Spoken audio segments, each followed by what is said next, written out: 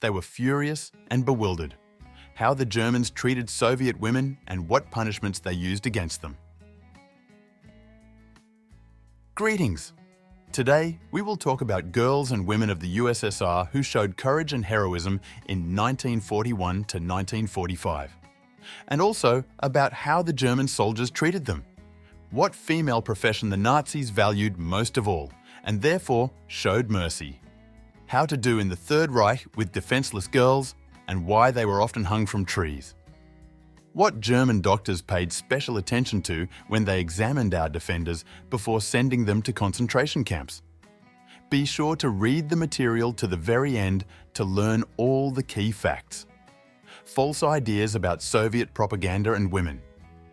It is almost no secret that the army of the Third Reich before the attack on the USSR adhered to a strict ideology about the state and its inhabitants.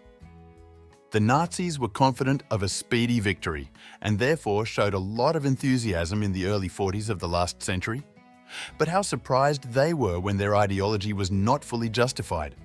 It happened after the German soldiers saw among the Red Army fighters girls and women. Although until that moment, the enemy had hoped that he was confronting exclusively Soviet male fighters.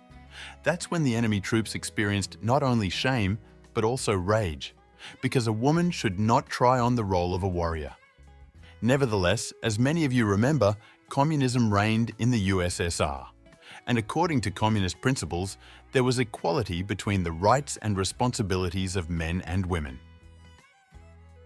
The Germans at that point had already begun to recognize the degeneration of the Soviet regime, but that was not all. Before the attack on the USSR, the army of the Third Reich was zombified with thoughts about the character of the Russian woman. Germany repeated the same thing over and over again.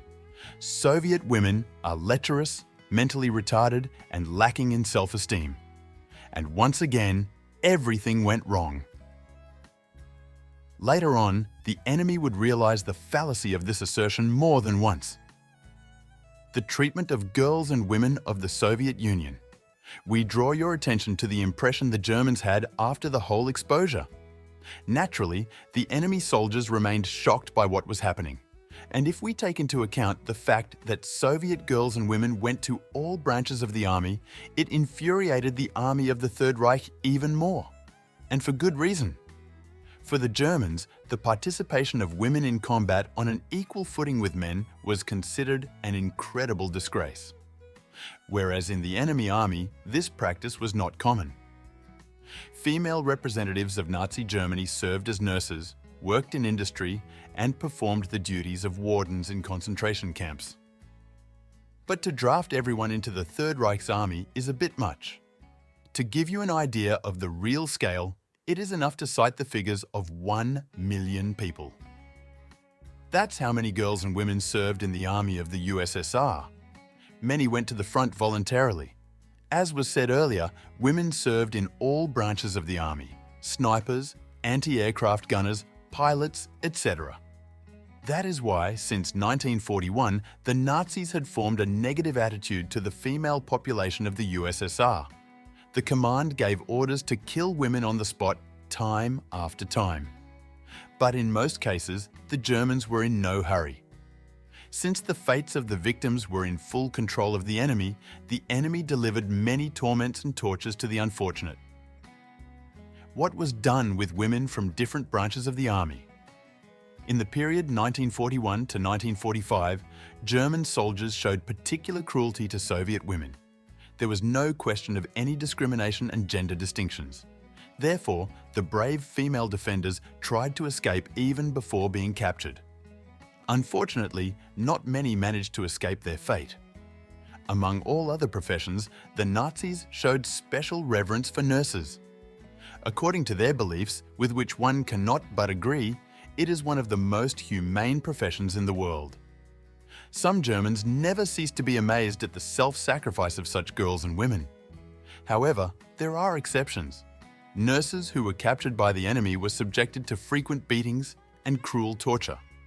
For example, once several Red Army soldiers accidentally discovered the body of a captured nurse on the side of the road. Snipers feared their fate most of all. The German troops were well aware of the danger of such women who hit their target from behind cover and with precision. Therefore, they didn't give the slightest chance of rescue. The feat of Lyudmila Pavlichenko, who set an absolute record, more than 300 victims of the Nazi army, is a clear example. Girls who had heard about atrocities in the enemy's captivity did not want to go there. For this reason, each sniper had a grenade in her arsenal. In case of encirclement by the Germans, the snipers made ends meet with the help of a pulled pin and a grenade thrown at their feet. But what if the enemy still managed to capture the girl? And then, inhuman and inhumane actions. For example, Tatiana Baramzina, who was awarded the title of Hero of the Soviet Union posthumously at the age of 24. Other snipers who were captured were hanged immediately. Since we are talking about hanging, we would like to draw your attention to the following fact. So the German people not only exposed their atrocity, but also warned with a special sign, the departure of women from the Soviet army. Soviet spies who were captured by the Nazis were subjected to fierce torture and interrogation. Many of you know Zoya Kosmodemyanskaya firsthand. The girl went to the front after graduating from school at the age of 18. Unfortunately, Zoya was ambushed while performing a strategically important task in 1941. At the first interrogation, the girl showed fortitude. At the cost of her own life, she did not betray her co-workers and did not tell about important intelligence information. In the end, the scout was hanged on the gallows, and after that, they mocked her body for a month. Zoya Kosmodemyanskaya went down in history as the first woman to be awarded the title of Hero of the Soviet Union of the Great Patriotic War posthumously in 1942. The other side of the medal. As it should be, in any nation, there are bound to be people who will treat another nation with honor and dignity. Practice has shown that even during WW2, there were Germans who spoke favorably of Soviet women. So doctors in Nazi Germany were surprised that almost the entire female population retained virginity.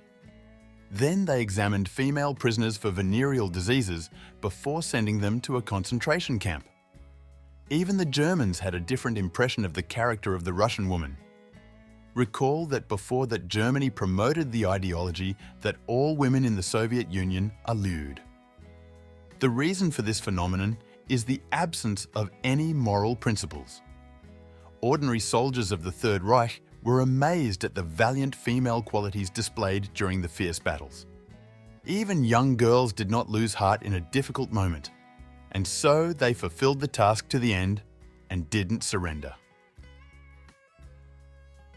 Conclusion.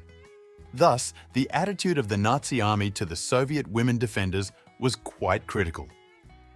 Already since 1941, female representatives of the female sex were subjected to cruel tortures, executions, and sent to concentration camps. As a result, about 400,000 victims on the part of the female population of the USSR. But over time, some of the Germans showed honorable respect for our female defenders, who once and for all were remembered for their steadfastness, heroism, and bravery.